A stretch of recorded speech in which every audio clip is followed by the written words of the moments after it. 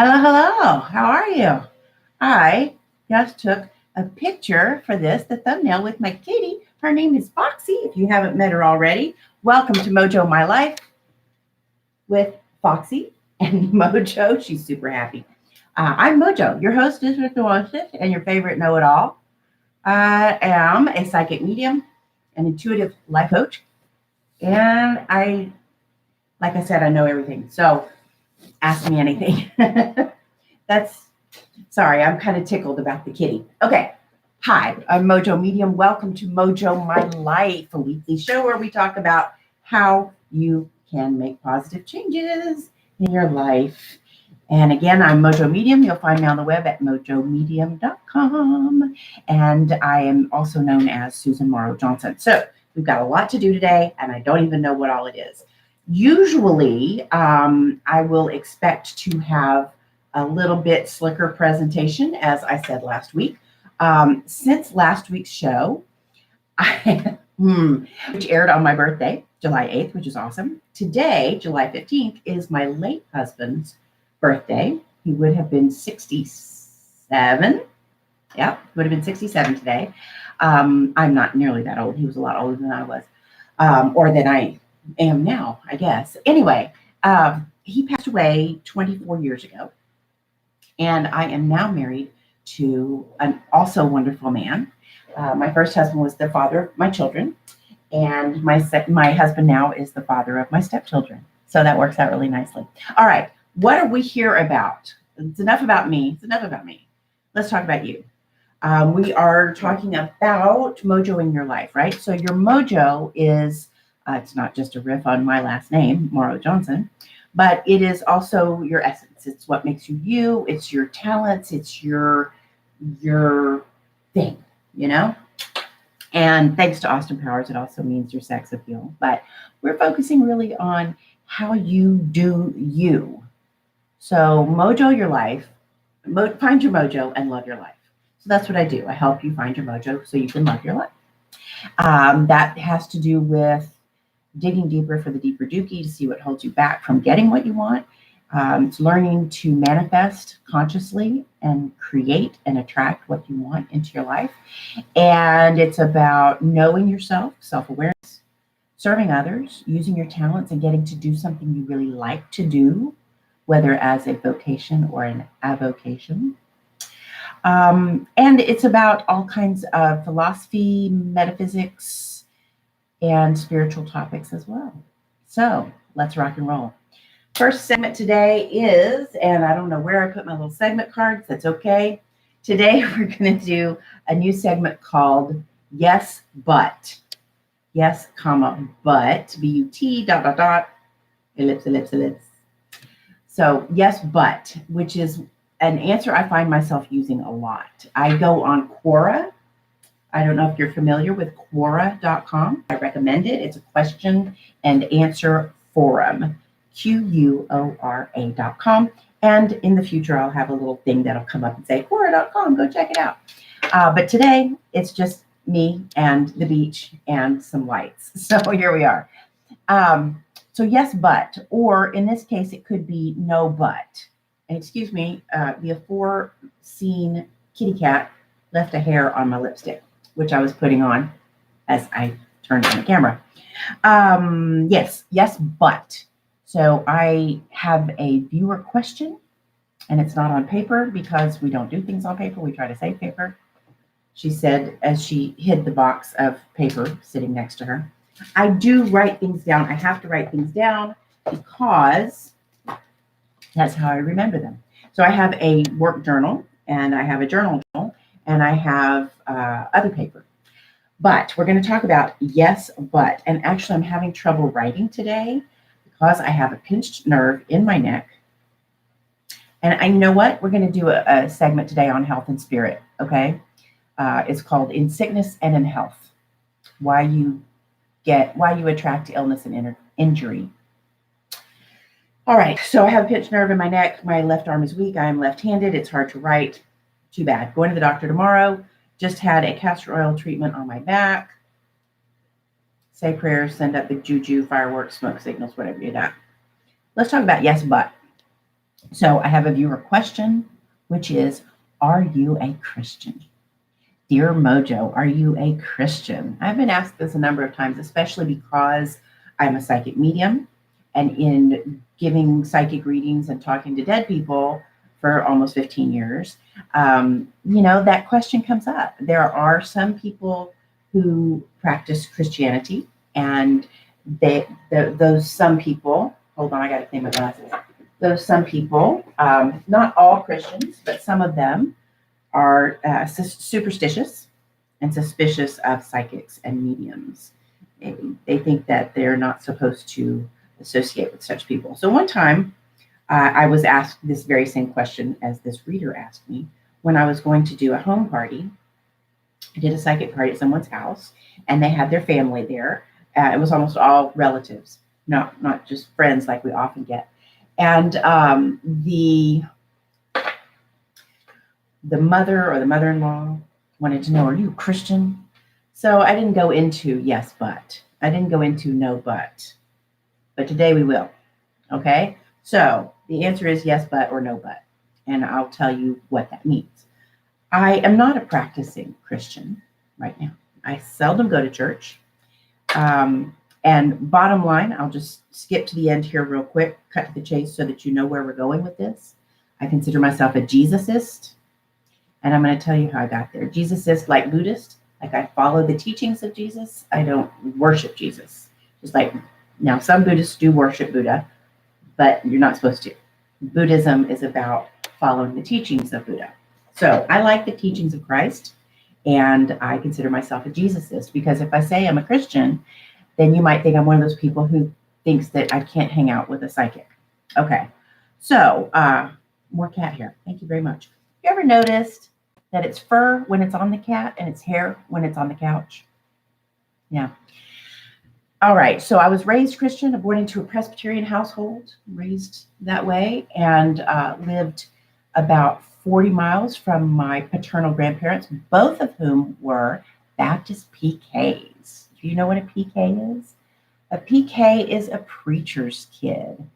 And preachers' kids notoriously go one way or the other. And that is they're either super good and follow in their pastor parents' footsteps, or they go off the rails and are crazy bad kids.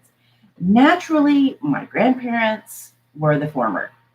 They were the kind of PKs who follow the Lord. So they were good Christian people, and they were good people, and did their best to help people and to follow Jesus's teachings. So I admire that to this day. Anyway, when I was growing up, I would go visit them a lot. We went to visit them a lot. And if you were at my grandparents' house on a Sunday morning, you were Baptist. So I went to Sunday school at their church. They went to this wonderful, big Baptist church in Houston called South Main Baptist Church. You may have heard of it if you're from Houston. And we would go there, and it was a beautiful church, and the music was beautiful, and Sunday school people were nice, and they gave you candy if you memorized the books of the New Testament. I mean, even if you could do Matthew, Mark, Luke, and John when you were 5 or 6, you'd get a piece of gum or something. It was great, So the Presbyterians didn't do Christian education or Bible learning really, quite as well as the Baptists did back in my day. But church was always a pleasant place for me. It was a place of love, and that's how my parents looked at church, and that's what they taught me. So as I got older, I got into youth group, and then I was in the youth choir and all of that, and then eventually in college, I was like, oh, screw that, I'm not going to do that anymore. And then I kind of came back to it, and then I left again. But I raised my children and had them baptized Presbyterian. My husband was also Presbyterian, my late husband, although he had converted because he had been Catholic. Anyway, as the children grew older and we went to church a little bit less, and I really, kind of let them choose what they wanted. And they did different things along the way. And I'm very proud to say I have 2 biological daughters, and one is a Jew. She has converted to Judaism with her husband. He was already Jewish, and she's now Jewish as well, and their children are. And then my other daughter is a pagan. And so I'm really pleased. I'm really proud of myself for helping them to reach those decisions on their own, and also really proud of them for thinking for themselves and choosing for themselves. Okay, so let's continue with, am I a Christian? Yes, but, or no, but. So yes, I am, sort of culturally, and the New Testament and Christianity in general really inform a lot of my beliefs now. I don't believe that Jesus died for my sins. I don't believe he's my Lord and Savior. I believe Jesus was a fantastic teacher, and I call him, and I've never heard anybody say this. This is what I call him. I call him the great reminder. He came to remind people that they were eternal beings. He came to say, look, you see that I am alive again. I'm risen. This is what you're going to do too. And I'm going to go to heaven and be with God. And that's what you're going to do too. And he said, here, let me heal your wound, or heal your lameness or your blindness. Here, I'll heal this for you.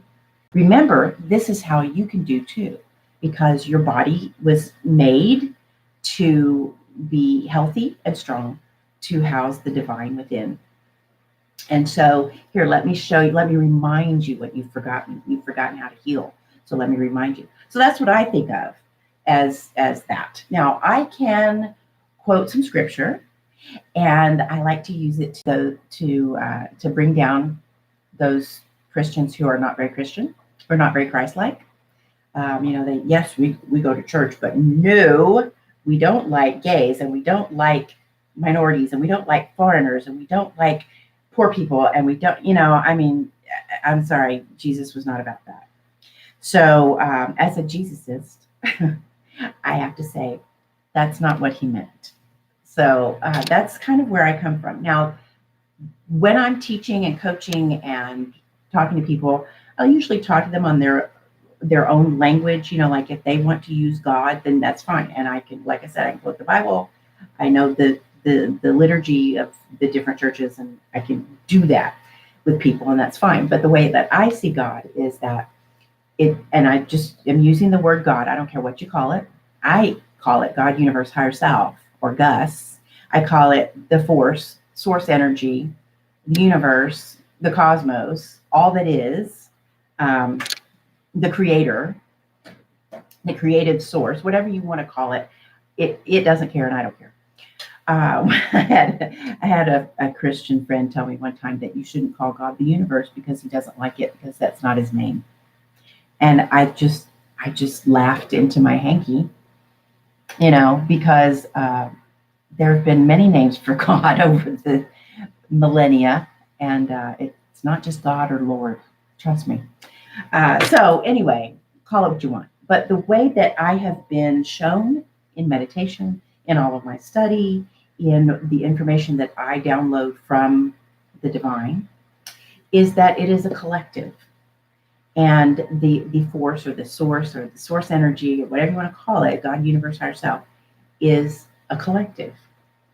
And it's not that God is in everything, it's that everything is in God.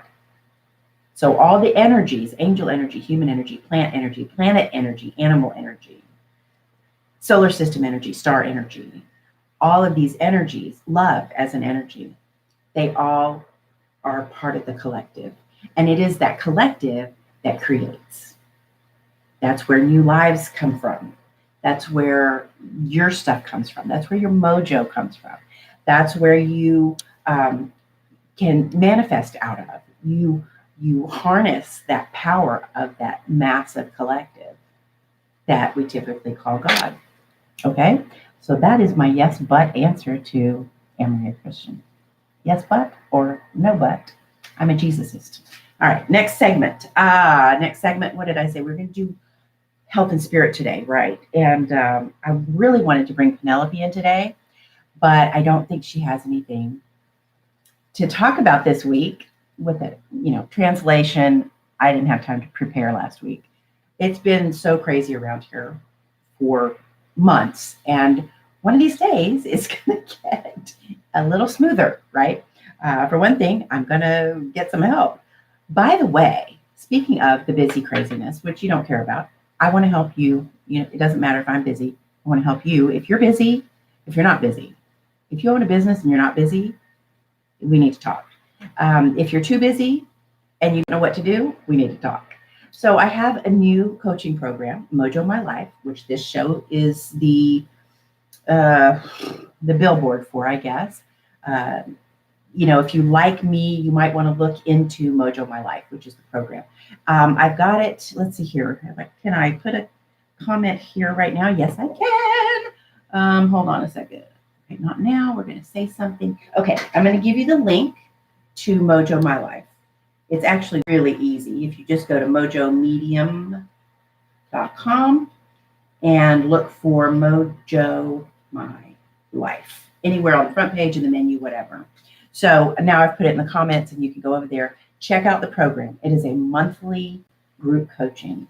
And I think what we're going to do, the way I've got it set up is we've got 2 group meetings per month.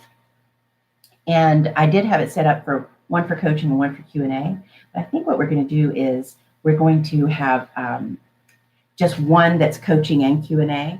And then one session per month is going to be co-journaling, which is awesome, guided meditations, different trainings on different things. So we're going to have a really good time. It's going to be awesome. Anyway, like I said, monthly subscription. You can check it out at the link in the comments. And I want you to take a look at it because it's starting out at an introductory rate of just $33 a month, which is a total steal for group coaching. So, all right, moving right along, we're going to talk about health and spirit. This is especially pertinent to me today because I have this pinched nerve. And like I said, I just had a castor oil treatment. Now, my husband is a real naturalist kind of guy. He eats very simply, usually. He thinks I eat way too much sugar, which in fairness, I do. But he eats very simply. He does food combining, he does intermittent fasting, and he's always been into natural remedies and so forth. And so castor oil is the oil that heals. There's a book called The Oil That Heals.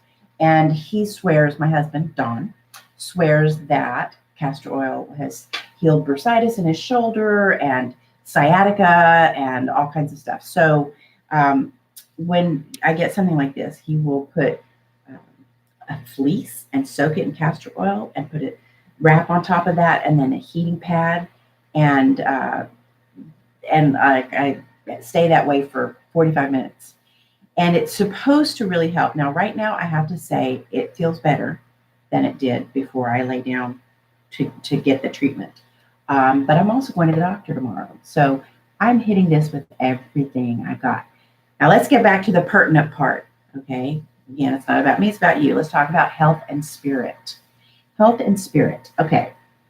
Spirit is always communicating with you, always sending you messages. Now, whether this is your angels and guides or your spirit guides, or it's God, or it's all those names we went through, or whether it's your late grandmother, it doesn't matter. You're getting messages from the non-physical all the time.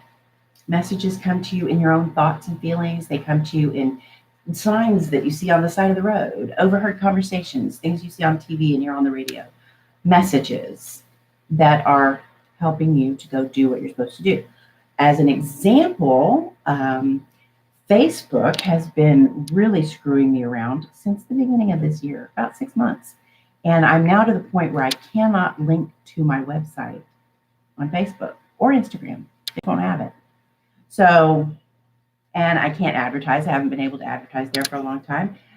They've taken down videos that I've been doing, the same videos for a couple of years, crazy stuff. I'm just about to the point where I'm getting the message. The message just might be, get off of Facebook. And that's why I'm here on YouTube with you today. Oh. So, health and spirit. When you don't get the message, if you don't get it like in an easy way, then your body is the last resort for spirit. And that's just a word I'm using for spirit to communicate with you. So everything from a cold, And at cold, it's usually the message is just lie down. To Cancer has a message. And as a medical intuitive, I look at where your illness or injury is in your physical body, and I relate that to the part of your energy that is relevant. Okay. So, for example, this pinched nerve I've got, well, it's at the base of my neck. Okay. I've got to get out my anatomy book and see exactly which nerve. I suspect it's the brachial plexus because of the way that it feels. But so using this as an example, I have a pinched nerve. It's right at the base of my neck. So it's heading into my upper back, but it's still in my neck. And it's in the back, but it's in the area of the throat chakra. I'm not going to give a chakra lesson right now. I'm just going to talk about this as an example, and it applies to you too. So, excuse me, broadly speaking, a pinched nerve in my neck, or pinched nerve in your neck, pertains to self-expression. It pertains to work and career. There's a little bit of destiny in there, like what kind of work you're destined to do. What gifts and talents, what mojo you are supposed to share with the world and enjoy. Woo! Because let me throw in a little mojo quote here. Mojo's bon mots. Every talent fulfilled and used in service to others blesses both the server and the served. I will repeat that. Every talent fulfilled and used in service to others blesses both the server and the served. All right, back to my neck. Okay, so it's in the throat chakra area, which is about, like I said, expressing yourself, expressing your truth, speaking your truth. If you're lying, you might have laryngitis. Seriously, if you're lying to yourself or others, you may get laryngitis. If you get laryngitis, I'm going to say, okay, what truth have you been holding back, or what lies have you been telling yourself or others? That's really what I would say. Okay, so it also has to do with career and work and destiny, what you're destined to do. So when you've got something that's pinched, so the nerve is being pinched, there's the symbol of pinching off the destiny or the work. See what I mean? It's a pinching off, and I'm sitting here going, okay, because I'm trying to like diagnose it like I do with a client. Now I may have to get some help from another professional for that. Sorry, I'm watching my time. So if it's being pinched off, then what am I pinching off about my work? Am I still trying to do work with Facebook? Am I pinching myself off from a greater opportunity, such as here on YouTube?